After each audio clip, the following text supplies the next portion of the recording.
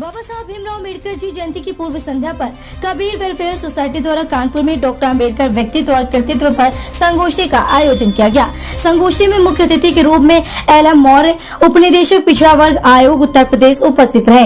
कार्यक्रम की अध्यक्षता R.K. सिंह यादव वरिष्ठ अधिवक्ता ने की। संगोष्ठी में Dhaniram Pendra, advocate Karim Siddiqui, advocate Buddh Singh, Sajid sir, advocate Ram Kumar Prajapati, advocate Jagannath Yadav, Anil Yadav, advocate Shrikant Pal, Satyendra Pal, जिला पंचायत सदस्य राजेश बादल, अनिल यादव, राहुल कनौजिया, सुशील गौतम, प्रादीप वाल्मीकि सहित सैकड़ों लोग उपस्थित हुए और डॉक्टर अम्बेडकर के व्यक्तित्व और कृतित्व पर चर्चा की।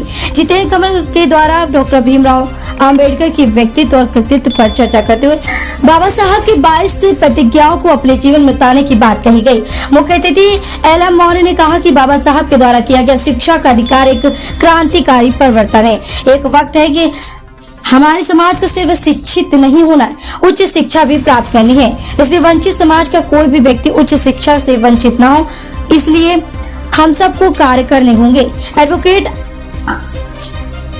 R.K. सिंह यादव ने बताया कि बाबा साहब जो अधिकार दिए उनके भी बहुजन समाज पर ऋण है, इसको कभी उतारा नहीं जा सकता। बाबा साहब सिर्फ दलितों के नेता नहीं, पूरे बहुजन समाज के आदर्श हैं। कार्यक्रम के अंत में कार्यक्रम आयोजक एडवोकेट विनोद पाल ने सभी को मोमेंटो देकर सम्मानित किया।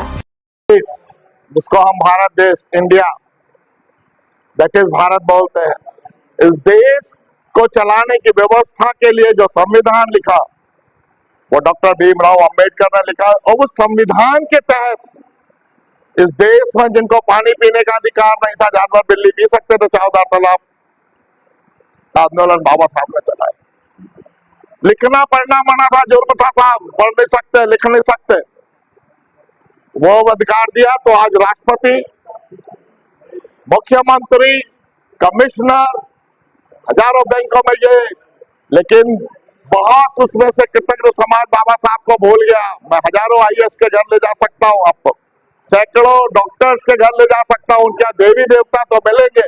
और जो नारी वो चाहे किसी समाज की हो, सवर्ण समाज की भी हो, उनको भी अगर मुक्त किया तो बाबा साहब ने किया है। हिंदू कानून कोड बिल बनाते समय उन्होंने पूरे समाज का ध्यान रखा, ना कि SC/ST OBC का लिए। लेकिन हाँ, जिनकी हालत इस देश में बेजुबानी की थी, बोल नहीं सकते, तो मैं अपने आप को as a Vinod Pal, as a advocate ऋणी मानता हूँ।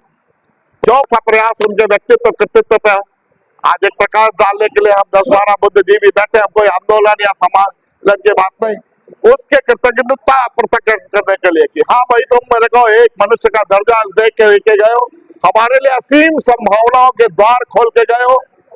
हम प्रधानमंत्री बन सकते हैं इस देश में, हम इस देश में प्रोफेसर बन सकते हैं। हाँ, आज कुछ सरकारें हैं जो उसको रोकने का प्रयास कर रही हैं। संविधान को बाबा साहब ने संविधान में बोला बाद में कि कितना अच्छा भी संविधान में लिखता है, इससे भी बेटर। हालांकि मैंने बहुत देशों का रिसर्च करके सर्वश्रेष्ठ लिखा है, लेकिन इसके संचालन करने वालों के मन में अगर खोट होगा तो ये सबसे बुरा संविधान साबित होगा। और मैं इससे खराब भी लिखता, अगर इसके चलाने वालों की मंशा ठीक होती तो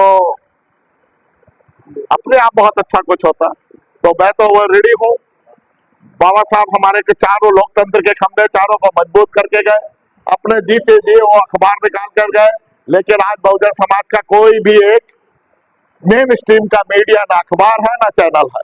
लेकिन बाबा यही संदेश देना चाहते हैं कि चारों लोकतंत्र के काबिज हो, आप राजनीति में ऊपर जाओ, आप पढ़ाई लिखाई में आगे जाओ, और जहां पे भी संविधान पे कुठाराघात हो रहा वहां पे दृढ़ता के साथ मुकाबला करो।